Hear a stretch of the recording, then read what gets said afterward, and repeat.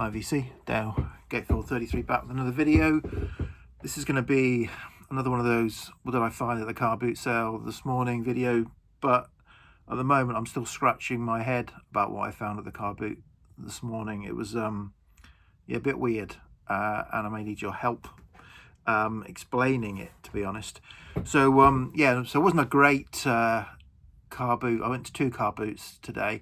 I went to one near me for about 25 minutes, 30 minutes, because and this is where I got all the records that I'm going to show, because I was itching to get to the second car boot where I'd spoken to someone last week who said, I said, do my normal thing, you got any records? He said, oh no, I haven't, but I'm going to bring a van full next week.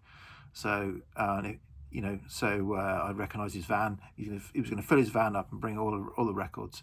So so I was itching to get over there, but long story short, or short story short, I got there. His van. I did see his van come in. I went up to him as he got out of his van. I said, "You got the records?" He went, "Nah, I haven't got them." So and I kind of like been dreaming all week about what I might find in these boxes of records, in this van of records that I was going to get first go at. So maybe another day. So that was disappointing. Anyway, back to the beginning. So 6 o'clock this morning, 6:15 this morning, I went to a guy at the local boot fair who often has records, and he said he had a couple of bags of 7-inch singles. And a small pile. He said, "Oh, I've looked these ones up on Google. They're worth some money." So I had a look through the ones that he said were worth some money, and there were 4 in there that piqued my interest. We'll start with so there were a couple of Steel Pulse singles in the company sleeves. So Ku Klux Klan and Prodigal Son. So yeah, I was probably going to have them. And then there were a couple of, so there was this Rockers Zion High and Zion Dub by Augustus Pablo, and this Jack Ruby the Royals Make Believe and Jammy's Dub. So that immediately got my interest, that there was a couple of reggae singles. Always good to find reggae singles. So that was out of the sort of things that he said, oh, these are worth some money. And then I went through the bags and I found another kind of reggae single, Rockers, but as you'll see, this had been blacked out. So I kind of know that, having seen some documentaries, that it used to be with the old sound systems, the DJs would obscure the names of some of the artists when they got rare kind of reggae singles from Jamaica or whatever over in the UK, so that they had the exclusivity of playing those singles. So that kind of got me interest. And then I found a single where it's been all marker penned out on one side, another Rockers one, and some of the name, and I thought, this is interesting. Don't know why I could see, but then it got really obscure because there were several records where it was completely blacked out. Well, this one's got a little bit of Dymo tape that says funk on it, and there were several of those. So I just thought, well, how does that help you? So I could understand, obscuring the name or something, but you can still recognize the single and you know what you're putting on. Why would you completely marker pen out the whole of the single if you were a DJ? I don't understand that. However, obviously there I was, so I had a small stack of these and they intrigued me, so I thought, well, I'm going to buy those.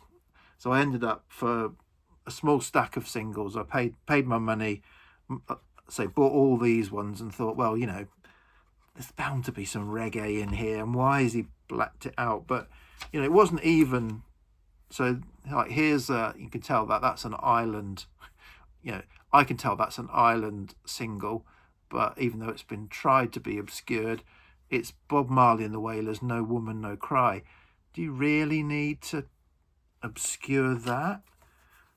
And so I had all of these, and I started to go through them by having to look up the matrix numbers on Discogs and see if it brought up the single.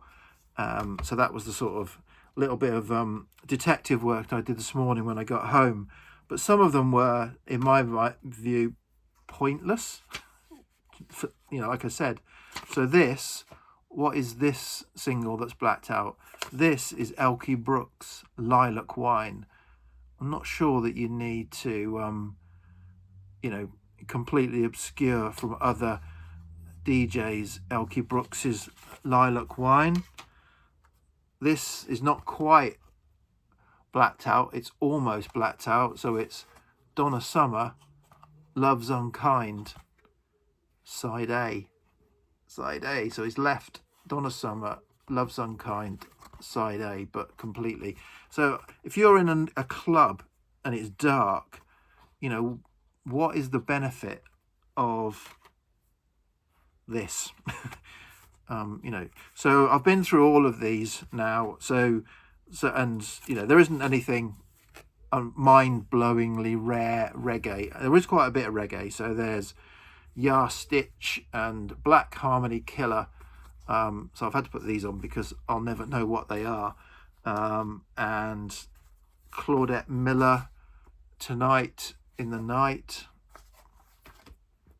Johnny Clark, Cold Eye Up. Prince Farai, Peace in the East. Big Joe, Ya Ya, Forgive You. Tyrone Taylor, I Got a Feeling. But yeah, he's left Observer, which must be the B-side on that. And Horace Andy, Rock to Sleep. And Gene Farrow, something by Gene Farrow. I'm write down the title. Yeah, so weird to say. Why would you completely obscure?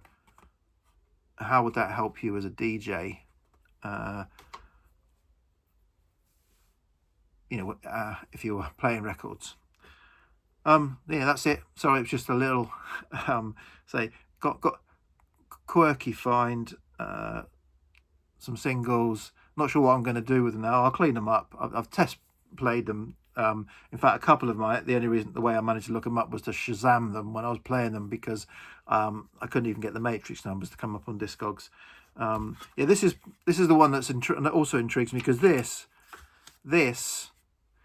it's got funk on. This is Maggot Brain, but I can't find a 7-inch single of Maggot Brain. So yeah, so I don't know what that is. It's got loads of writing in the matrix, but I can't find it on Discogs anyway. But it's a clean copy of Maggot Brain on 7-inch anyway. Yeah, so I'm rambling now. Yeah, that was the totality of my my car boot finds this morning. Okay, cheers VC, bye.